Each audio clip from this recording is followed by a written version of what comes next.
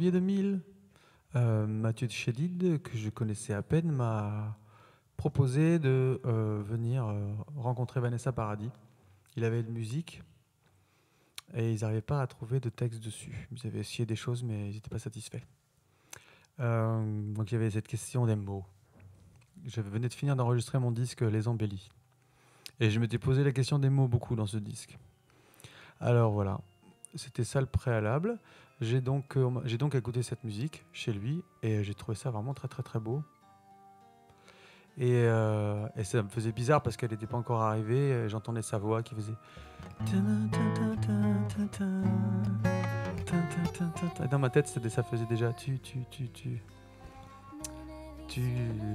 chose. Et voilà, ça a commencé comme ça.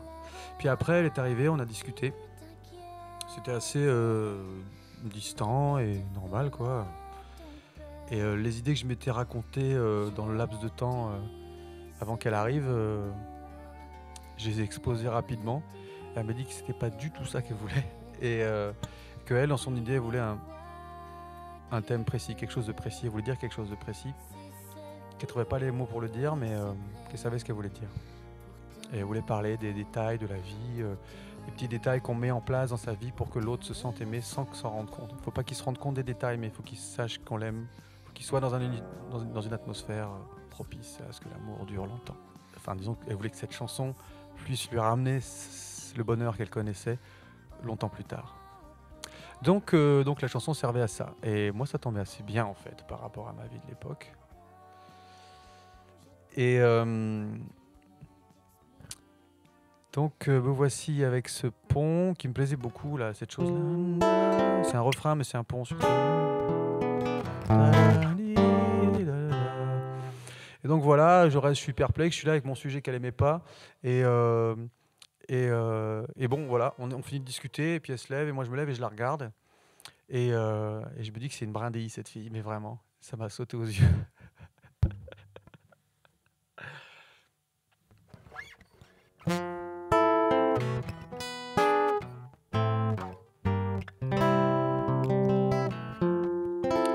Donc j'ai noté brindille dans mon carnet.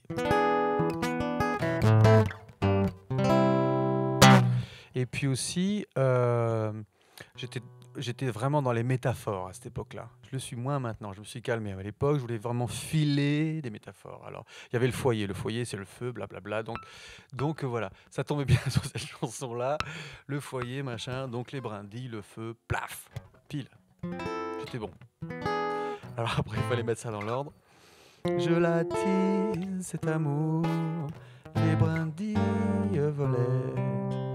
Tu n'y vois que du feu, c'est sa vie secrète. Pourtant.